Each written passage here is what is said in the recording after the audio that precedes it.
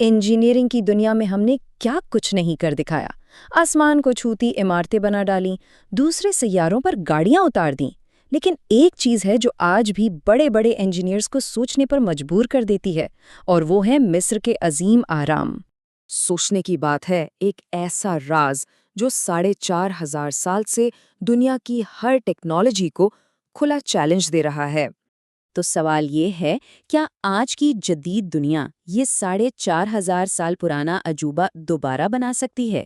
چلیں ذرا گہرائی میں اترتے ہیں اور کچھ ٹھوس حساب کتاب کی بنیاد پر یہ جاننے کی کوشش کرتے ہیں کہ اگر آج ہم عظیم مصری اہرام کو دوبارہ بنانے نکلیں تو ہمیں کن چیلنجز کا سامنا کرنا پڑے گا، اور سب سے اہم بات، اس پورے میگا پروجیکٹ پر خرچہ کتنا آئے گا۔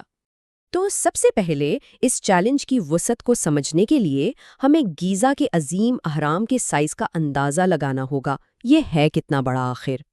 ذرا تصور کریں، یہ کوئی عام عمارت نہیں، یہ ایک پہاڑ جیسا ڈھانچہ ہے، 147 میٹر اونچا، یعنی 40 منزلہ عمارت جتنا، اور یہ پھیلا ہوا ہے 13 ایکڑ پر، مطلب 10 فٹ بال کے میدان ایک ساتھ ملا دیں اتنی جگہ پر۔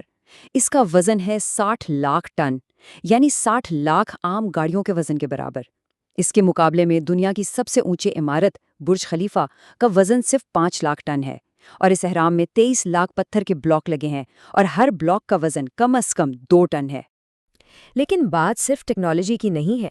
مصر کے ایک بہت مشہور ماہر آثار قدیمہ ہیں زاہی حواس۔ ان کی ایک بڑی دلچسپ بات ہے، وہ کہتے ہیں مصر نے اہرام نہیں بنائے بلکہ اہرام نے مصر کو بنایا۔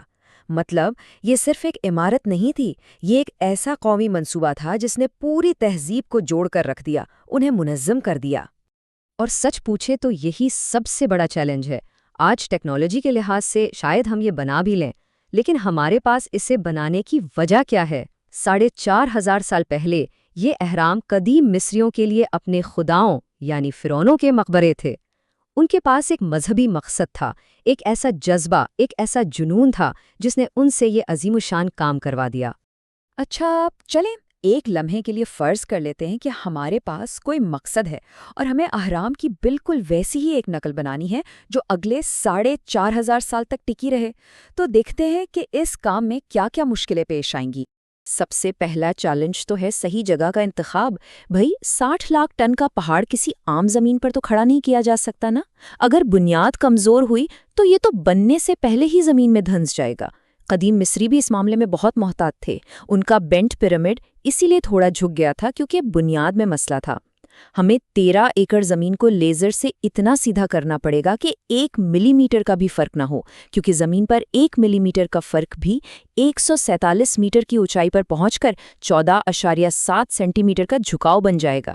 پھر اس پر 4 میٹر موٹی کنکریٹ کی بنیاد ڈالنی ہوگی، جس میں اتنا کنکریٹ لگے گا جتنا بڑے بڑے میگا پروجیکٹس میں لگتا ہے۔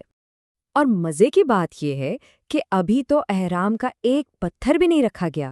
صرف زمین خریدنے، قانونی کارروائی، زمین کی ٹیسٹنگ اور یہ بنیاد بنانے پر ہی ہمارا خرچہ $550 ملین تک پہنچ چکا ہے۔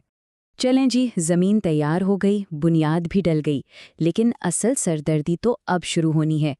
23 لاکھ پتھر، وہ بھی ایک بڑی SUV گاڑی جتنے سائز کے، آخر یہ آئیں گے کہاں سے؟ دیکھیں، آج کی کوئی بھی جدید فیکٹری اگر ایسے پتھر کاٹنا شروع کرے تو ایک دن میں زیادہ سے زیادہ 100 بڑے پتھر کاٹ پائے گی۔ اس رفتار سے تو 23 لاکھ پتھر جمع کرنے میں 63 سال لگ جائیں گے۔ اب اگر ہمیں یہ پروجیکٹ 5 سال میں مکمل کرنا ہے تو ہمیں آج کی سب سے جدید 250 ڈائمنڈ وائر سو مشینیں ایک ساتھ 24 گھنٹے چلانی پڑیں گی، وہ بھی سیدھا کان کے اندر ہی۔ اب ذرا خرچے کا اندازہ لگائیں۔ صرف یہ کٹائی کا سارا سیٹ اپ لگانے پر $50 ملین لگیں گے۔ پھر جو پتھر خریدے جائیں گے، لائم سٹون اور گرینائٹ ملا کر، وہ خود تقریباً $1 ارب کے بنیں گے۔ ان 250 مشینوں کو 5 سال تک چلانے کے لیے جو بجلی لگے گی وہ اتنی ہے جتنی پورے اٹلی میں ایک دن میں استعمال ہوتی ہے، اور اس کا بل بنے گا $155 ملین۔ اور پھر ان سارے پتھروں کو کان سے تعمیر کی جگہ تک پہنچانا، یہ شاید انسانی تاریخ کا سب سے بڑا ٹرانسپورٹ آپریشن ہوگا، جس پر تقریباً $200 ملین کا خرچ آئے گا۔ سوچیں ذرا، ابھی تک عمارت کی چنائی کا کام شروع بھی نہیں ہوا اور ہمارا خرچہ $2 ارب سے اوپر جا چکا ہے۔ اچھا، تو اب آگے بڑھتے ہیں۔ تصور کریں کہ پتھر کٹ رہے ہیں، ہر 10 منٹ میں ایک ٹرک سائٹ پر پہنچ رہا ہے۔ اب ہم اس پروجیکٹ کے سب سے خطرناک اور سب سے مشکل مرحلے میں داخل ہو رہے ہیں۔ اب سوال یہ ہے کہ ان بھاری بھرکم پتھروں کو ایک دوسرے کے اوپر رکھ کر 147 میٹر اونچا اہرام کھڑا کیسے کیا جائے؟ خاص طور پر وہ 80 ٹن کا ایک گرینائٹ بلاک جو کنگز چیمبر کی چھت پر لگا ہوا ہے، اسے کیسے اٹھایا جائے گا؟ حقیقت یہ ہے کہ آج دنیا میں کوئی ایک ایسی کرین نہیں جو 80 ٹن وزن اتنی اونچائی تک اٹھا سکے۔ اس کام کے لیے ہمیں دنیا کی سب سے بڑی ٹاور کرینوں کا ایک پورا نیٹ ورک بنانا پڑے گا، اور جیسے جیسے اہرام کی اونچائی بڑھے گی، ان کرینوں کو بار بار کھول کر اور اونچا کرنا پڑے گا۔ سوچیں، قدیم مصریوں نے یہ کیسے کیا ہوگا؟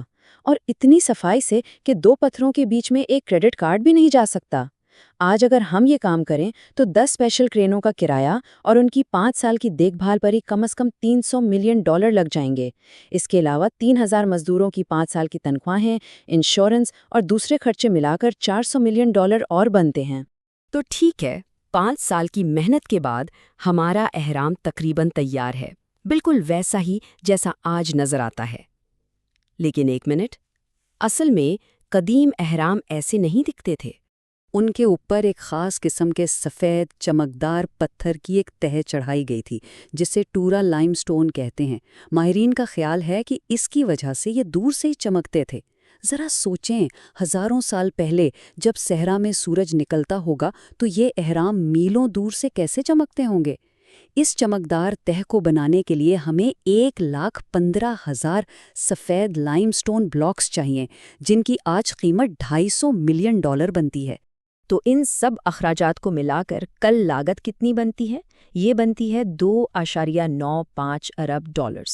اور یہ بات بھی یاد رکھنے کی ہے کہ اس میں ابھی روڈ ٹیکس، بجلی کے اضافی چارجز اور 20 میگا واٹ بجلی بنانے کے لیے ایک الگ پاور پلانٹ لگانے جیسے کئی خرچے شامل ہی نہیں ہیں۔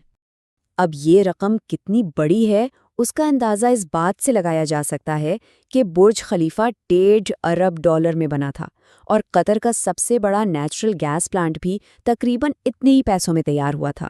یعنی یہ اہرام ان دونوں سے کہیں زیادہ مہنگا پروجیکٹ ہے۔